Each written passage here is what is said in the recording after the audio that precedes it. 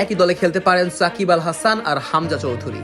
না, বিভ্রান্ত হবেন না, ক্রিকেট আর ফুটবল মিলে নতুন কোনো খেলার জন্ম হয়নি যে সাকিব আল হাসান আর হামজা চৌধুরী একই দলে খেলবেন।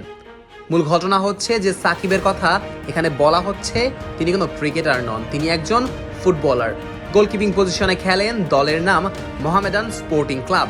সুযোগ পেয়েছেন 2027 এএফসি এশিয়ান কাপের ভারতের বিপক্ষে ম্যাচের প্রিলিমিনারি স্কোয়াডে।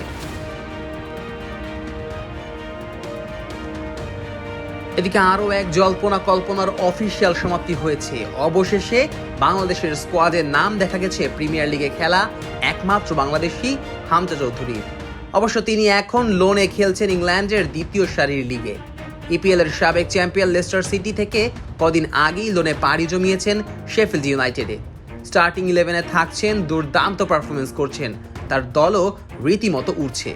সময় এবার বাংলাদেশের লাল সবুজ জার্সিতে মাঠ মাতানোর। ভারতের বিপক্ষে আগের লড়াইয়ে অম্লমধুর ফল পেয়েছে বাংলাদেশ। 2022 বিশ্বকাপ বাছাই পর্বে কলকাতায় অনুষ্ঠিত ম্যাচে 1-1 গোলে ড্র করেছিল লাল সবুজেরা। তবে দোহায় ফিরতি ম্যাচে হারতে হয়েছে 2-0 গোলে। যদিও ভারতের জন্য সবশেষ ম্যাচগুলোর ফলাফল চিন্তার কারণ হয়ে দাঁড়িয়েছে। স্কোর কার্ড আর মাঠের খেলা যাচ্ছে না টিম ইন্ডিয়ার পক্ষে, তাই বেশ সম্ভাবনাই দেখছে বাংলাদেশ। ড্র হবার পর তো কোচ কাবরেরা বলেছিলেন, ভারতকে পেয়ে আমরা ভীষণ খুশি। Generation,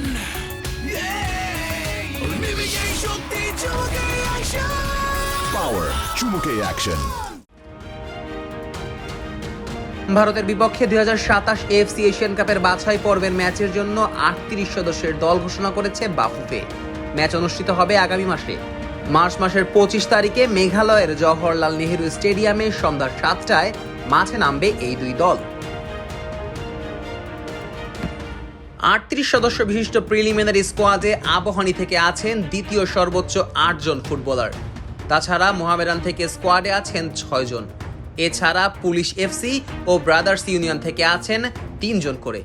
এছাড়া 1 জন করে আছেন ফর্টিস এফসি আর রহমতগঞ্জ থেকে। স্কোয়াডে আছেন 5 গোলকিপার, ডিফেন্ডার আছেন 13 জন।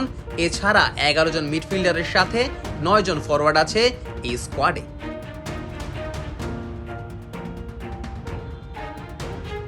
স্কোয়াডে ডাক পেয়েছেন ওলবিয়া ক্যালসিও ফুটবল ক্লাবের মিডফিল্ডার ফাহমেদুল ইসলাম। 18 বছর বয়সী এই মিডফিল্ডার খেলে থাকেন মাঝ মাঠের বাঁ পাশটার দিকে। ইতালির চতুর্থ সারির লিগে খেলে তার দল। এছাড়া জামাল হামজা সহ শক্তিশালী মাঝমাঠ বাংলাদেশের। আক্রমণ ভাগে আছেন রাকিব ফাহিমেরা। ডিফেন্সের তপুদের সাথে ফিরেছেন তারিক কাজী। কাবরেরার অধীনে ভারত বধে প্রস্তুত বাংলাদেশের শক্তিশালী squad. Nazmus Sakib, on field.